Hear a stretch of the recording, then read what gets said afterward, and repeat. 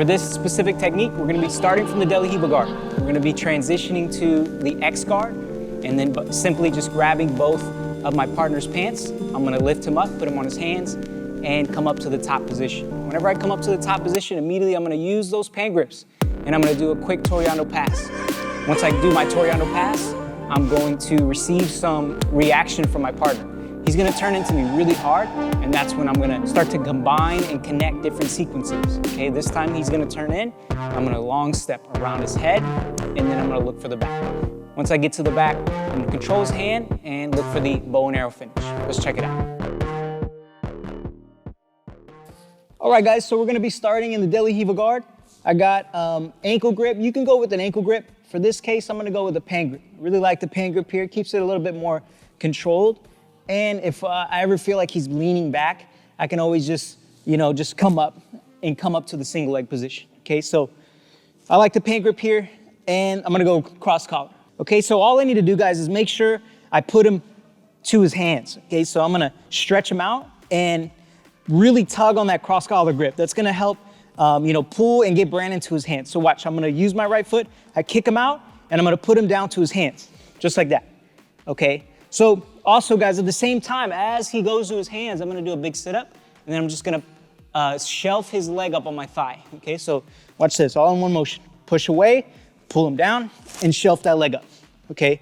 This is really just gonna get him off balance even more and make his leg really light for me to manipulate and do whatever I want with it. Okay, so watch my left leg. It's gonna circle in, okay? And then usually you can go easily to like Ashigarami, just like this, but we're gonna go right into the X guard. Okay, so watch. Shelf the leg up, circle the left foot, and then watch my knee. It's gonna shoot through, and then my left foot comes inside. I shelved his leg up, circle my left foot inside, and I'm just gonna kick until my knee passes his leg. Okay, once it passes his leg, it's gonna turn. Watch, my knee goes out and my foot comes in. Here, okay? And notice my right foot is stepping now, is hooked underneath his knee. I don't have to step on his leg anymore. I actually wanna bring him close to me. Okay, so this is key. My right foot is not pushing anymore because I need to grab his pants. So my right foot's actually gonna hook his knee, and it's gonna pull his leg towards me. That way I can grab his other pan grip, and now I have double pan grips ready to go. Okay, so last and final step before I do my sweep is my right foot. It doesn't need a hook anymore now. So now I need to go and elevate him. I need to push him up, all right? And another way that I like to explain this guard is I like to call it the crotch guard sometimes, because it helps me remember where I'm putting my feet, okay? So you really wanna make your partner uncomfortable. I'm gonna put my right foot right underneath my left, okay? And my left foot, stand up, Brandon, real quick. My left foot is right on his stomach, okay? It's pushing up against his stomach and his belt, okay? So whenever I'm ready, my right foot's gonna go underneath that left, and then I'm gonna launch him to his hands. Okay, come back, Brandon. All right, but it's very key, guys, as you get better at this technique, to go all in one, okay? So watch. If I stop the momentum, it's gonna be harder. So I'm gonna go all the way through. Put him on his hands, kick your legs down, and come up, okay? So watch, all in one motion. Right foot moves under, kick him forward, throw your legs, and look, I don't have to let go of the pants. I come up, okay, and I put him on his back, just like that, okay? Right when you come up to the top, guys, look, I love this position. I feel like the double pan grip sweep is just made for the Toriano pass. You don't have to complicate things or, go to your favorite spot. Maybe if the Toriano isn't your best pass, this is the best pass in this case, okay? Because you already have the pan grips ready to go, okay? So all I need to do, it's not, Toriano pass is done differently by different people, but I feel like the more you manipulate the hips, the better you're gonna get the pass. If you just, throw the legs, I feel like, especially with good guard players, he can just swivel his hips and that foot's coming on my stomach, okay? So I wanna control these hips a little bit better. So I'm gonna control the pants. As I walk to the side, then I can turn his legs and control his hips a little bit better, okay? So I wanna make sure I turn like a steering wheel, okay? Once I get to this spot, I'm almost about to pass, okay? Brandon does a big bump into me, all right? And this is where we start to connect some things, okay? Really in this situation, there's a lot of things that can happen. I'm just gonna cover a few, this position here, because this is, I feel like, really common, as people are gonna turn into, okay? So once I get to the hips, I'm getting close to getting to the head, but he turns and he's getting, he's balling up a little bit, and we're in this spot, okay? So instead of waiting and, taking your time to wait for him to escape, I'm gonna make my move before he gets out, okay? So that's the goal. You always wanna stay a step ahead. So he's turning in, I'm gonna step over with my left leg, okay? Just make sure you got weight on your right knee, okay? If your weight is on your left knee, obviously you can't step over his head. So make sure your right knee's down.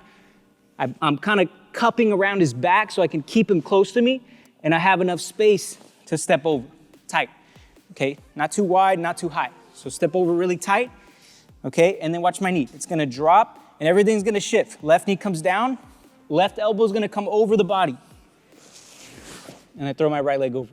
Okay, that way it's really tight, and it's not, too wild. You want this to be nice and controlled movement. It may seem, when you do this really fast, without control, you'll lose the position. So make sure everything's really tight and precise.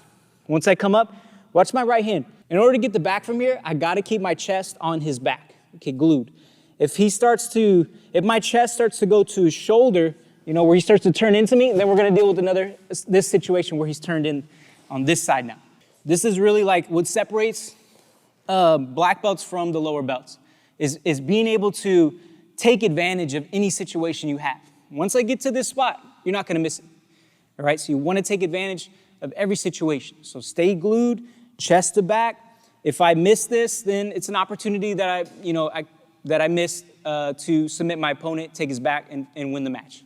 So make sure you take advantage. So I'm pushing up against his back. He's trying to turn in really hard. Look, I'm on my toes. And then sometimes, he may start to drop his shoulder. So I may have to readjust and make sure I glue my chest to his back, okay?